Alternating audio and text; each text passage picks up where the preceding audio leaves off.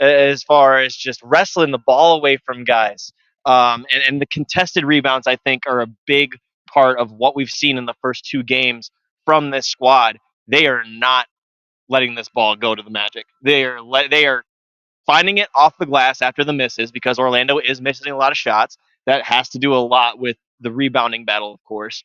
But they are absolutely just destroying them on the glass. Yeah. And that's a huge part of this. Struess had 9 rebounds again for the second straight game. Unreal. But honestly, it's the starting lineup that has.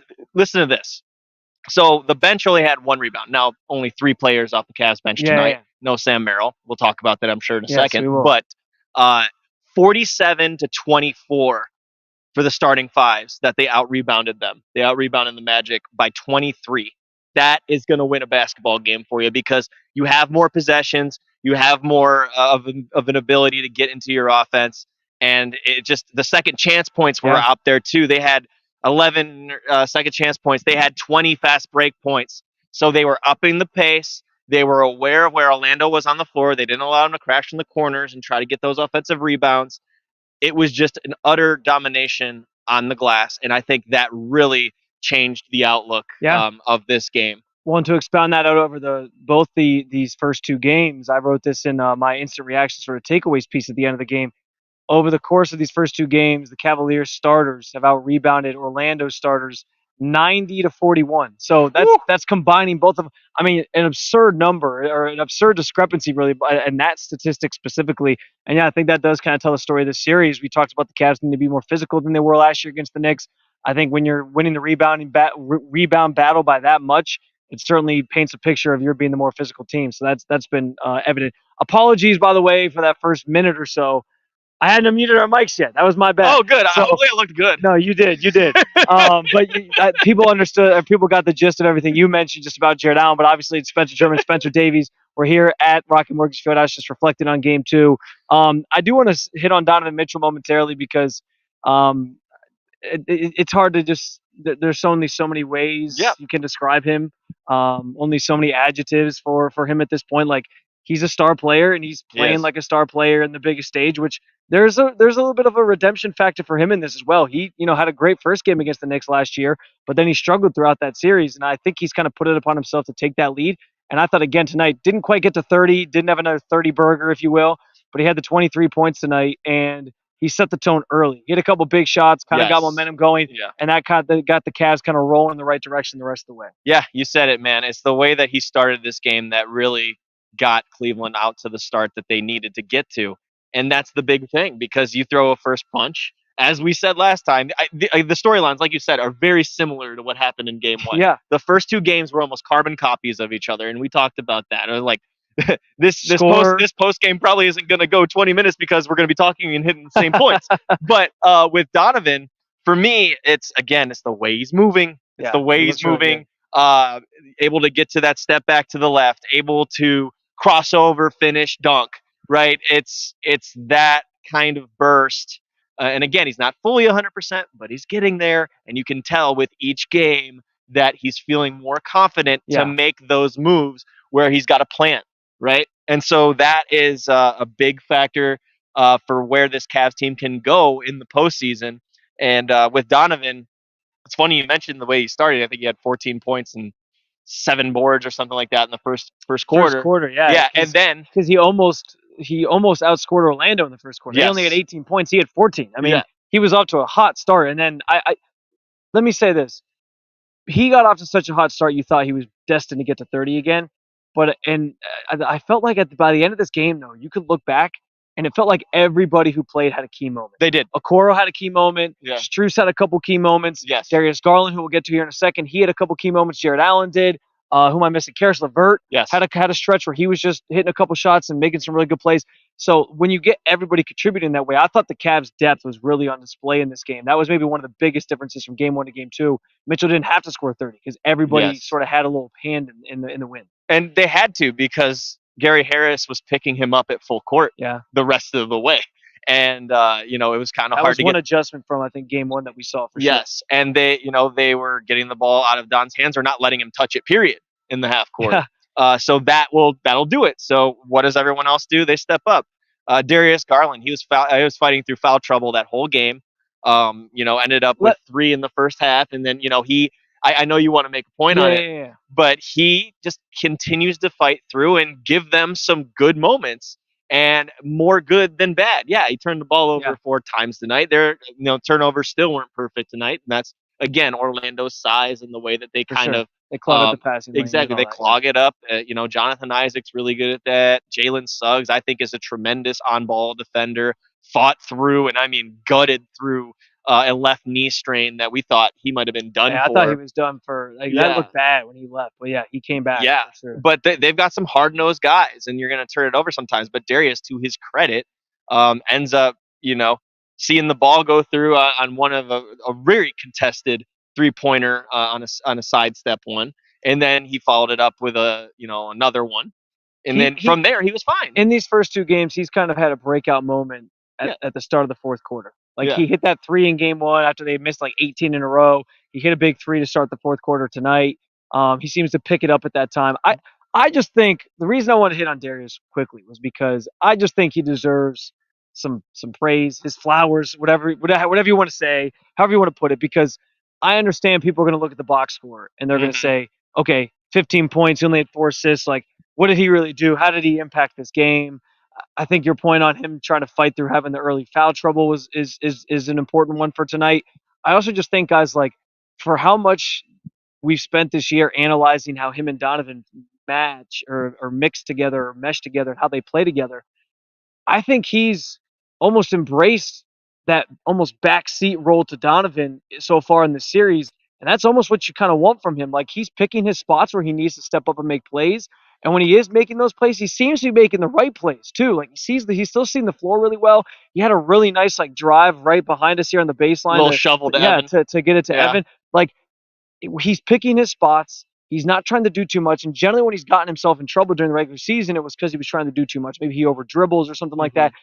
I just think for as hard of a year as it's been for him, the broken jaw, all that, I think Darius has played 2 really effective and efficient and just steady games, doing the things that he is being asked to do right now in this series. I know he's going to kind of fly under the radar, but I think he deserves some shine for that. Yeah, no, and you brought up the point that I wanted to bring up. I mean, a lot of people have vitriol for this guy because of the contract and whatnot, and people are counting money, but he's going out there and giving you what you need. Right there's only in the playoffs, that's what it should be about. Exactly, right? And it's the same thing with Evan Mobley. You still see some guys out there talking about Evan Mobley not being who they want him to be on the offensive end of the floor. But when Donovan Mitchell's so ball dominant, and you have Karis LeVert being ball dominant, and Darius Garland whenever he has the ball, so what else do you want? He's showing he did get stopped a couple of times today, and that's going to happen though because you're trying to back down Paolo Banchero. He's a big dude. But when he took Jonathan Isaac down to the paint, then it was a very solid. You got to pick and choose your spots, and that's what happens. But speaking of Karis, by the way, Karis and Isaac, you brought it up a little bit earlier. Karis with 8 points quick at the end of that first quarter, that really gave him some juice. That was the moment I think things kind of turned too, because there was that 10-10 tie. Orlando was kind of keeping it somewhat close. And then he had that 8-point spurt, and that gave the Cavs that they got to a 9-point lead. And then at the end of the quarter, they added to it to make it an 11-point lead. And that was when they had their first double-digit lead of the game. And then they really were never really made it all that close again, Orlando. So right. I do think that was a key stretch, and he deserves some credit for tonight as well. Did you have something else? Yeah, Isaac, man, you can't not talk about Isaac. The way he was the way I put it on Twitter today, he was a menace. I like that. Absolute I like that menace. Off the ball, denying everybody in the passing lanes, denying handoffs. He had 4 steals tonight. A big part of those transition points. He missed his first layup coming down the floor, and after that, he ended up hitting 2 threes and had a really tough layup in traffic. But the second 3 that he hit, it was a sidestep. It was a catch in the corner. He pump faked his guy, sidestep to the left, shot. Placement bonkers. That right there shows you what development does and what it does confidence. Going through a series in the playoffs last year, after all the people that sagged off of him defensively, and you look at what Isaac did today off the bench, huge. And I think it was 26 minutes they had him on the floor tonight. Yeah, and I think the other part of that for the Coro is just he's last year he was in and out of different roles, Mhm. and he has truly just embraced the role he's in this year Yep. and thrived in. And I think that's been a benefit to him as well. Other thing from the Cavs side of things I want to hit on quickly, no Sam Merrill tonight. Nope. He played 4 minutes in game one, had a couple shots, none of them fell. We kind of talked to Noah in a separate space that if he hits a couple of those, he probably does get more minutes. We thought maybe we'd see him tonight. But, I mean, I know people love to get mad and look at the box score. It's probably game flow. Yeah, it's a game flow thing. People are going to get mad and say, why didn't Sam Merrill play? JB Bickerstaff, fire him right now. Yeah. But I think when you're winning by double digits most of the game, like everything's working. What did you need Sam Merrill minutes for tonight?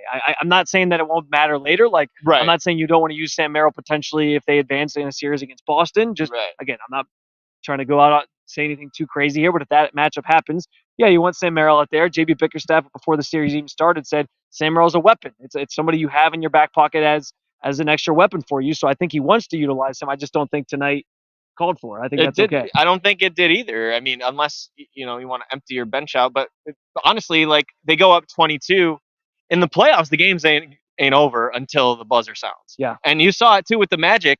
It was a 22-point game. People probably like, why are some of the starters still out there? Well, Orlando ended up cutting it down to I think 9, or it might have been even like 7 or something like that. They cut it down. Mo Wagner ended up going and taking out Darius Garland and trying to save a ball, which, by the way, on the Magic side, big game from Mo Wagner, big game from Franz Wagner. They had a terrific showing. I'll say tonight. This though, neither of the Wagner brothers are ever going to get a free beer in Cleveland. No, they will not. They have become public enemy number one this series. They are not liked here. The funniest thing about that, though, is Franz is at the free throw line getting booed out of the building because of his brother. Mo Wagner is the one. He's guilty by association. They heard Wagner come across, and before they displayed the Michigan logo on the Titantron, that is exactly what happened. He is boo birds out of the He's building. guilty by association. But Wagner sorry, there's 2 of them. Mo Wagner fouled out at the end of the game, and this place went absolutely nuts. One of the louder reactions for sure. We also got a "We Want Tristan" chant at the end as well. So JV didn't oblige on that one. Last thing I was just going to say on the Orlando side to kind of wrap us up here is just I think Paolo Banchero, he's a young player. He's a fantastic player. I think there was moments in this game, and he had a pretty good night. He was 9 of 20 from the floor. He didn't actually play 18, that terribly. 19? 20 shots. He was 9 of 20. Okay. And he had 21 points. Okay. So I think there's moments though you can see that he's like what the young Cavs were last year. Mm-hmm. Like just very frustrated by the moment. Needs help, needs spacing. Has no answer. Yeah. There's nothing he can do, and he's trying to kind of take that load on. I think the Cavs have really frustrated him these first 2 games. We'll see if maybe being in that front of that home crowd helps him out, but you can tell he kind of feels like a man on his own out there in certain moments because he gets no help. And I think the fact that the Orlando, and they haven't been a great 3-point shooting team this season, but the fact that they're shooting, I put it in my story, and now I forget what the numbers on the top of my head. I think they're shooting like 26, 27% from 3 this series. That's so even far. higher than I thought. Right, and it's like that's kind of the story of the series right now. If they aren't going to be able to hit from outside, the Cavs are just going to continue to clog up the middle and in the interior. Yeah. And that's where we know the Magic like to get a lot of their work done. They got a really big lineup that can work effectively in there. And if the Cavs are able to just clog that up and take it away from them, I don't know what the answer is. Like they basically, if they don't start hitting threes, this series is in theory like almost over. Yeah. Because that's going to be such an element to help you space out the Cavs right now. They have no respect for them on the outside, but they're able to just clog everything up. The Cavs are daring guys like Jonathan Isaac to shoot. They're daring, Wendell Carter Jr. to shoot. Jalen Suggs, beat us from 3. Prove you can do it. It's almost like akin to what the Knicks were doing with Isaac Okoro and Evan Mobley last year. Yeah. It's almost it's crazy. It's that role reversal thing I much talked about in game 1. You can see that, and that's kind of, isn't it so poetic in a way that this is the way that the Cavs are coming into the first round this season in the role of that New York type thing. Yeah. Like it's just so interesting to me. But yeah, I mean, I think I saw Jonathan Isaac shoot 5 corner threes today, or and they were just all misses. Like I didn't see him make one, and who's going to be good at home is Gary Harris. Gary Harris has been tremendous at both end, or at the defensive end of the floor in both of these games. He's done a very good job. He did a solid job on Donovan Mitchell today. I think his 3-point shot will come back at home. That's fair. I think that Cole Anthony will play well at home because it's a comfort thing, right? Yeah. This is a raucous environment. Max Strus gave Cleveland a lot of credit. Didn't he say? He said he compared it to Game 1 of the finals last year in Denver, because that was in Denver. And Max Strus, he's a tough egg to crack a little bit. Like he doesn't give you a lot of those emotional. No. So for him to say that, I think that carries a lot of weight. Max is a pretty stern guy. Yeah, he's a pretty stern guy. So that's pretty cool. All right, guys. Well, we appreciate you jumping in with us for our post-game reaction. Covered some good stuff. We won't be in Orlando, but whatever happens beyond it throughout the series, I'm sure we'll try to jump on and do some stuff and react post-game and talk about it with you guys. You can follow along over at the Cavs Insider YouTube page. Game 3 coming your way Thursday night from Orlando, 7 p.m. Couple days off here for the team to get healthy. Donovan to rest up that knee some more and try to go out and put up 30 points again. We'll see if he can get that done. But as always, again, follow along at the Cavs Insider YouTube page and at si.com/NBA/Cavaliers. Appreciate you guys. Take care. Cavs up 2-0. See if they can get the job done in Game 3 and make it 3-0. 6 interviews on Cavs YouTube while he's shutting this off.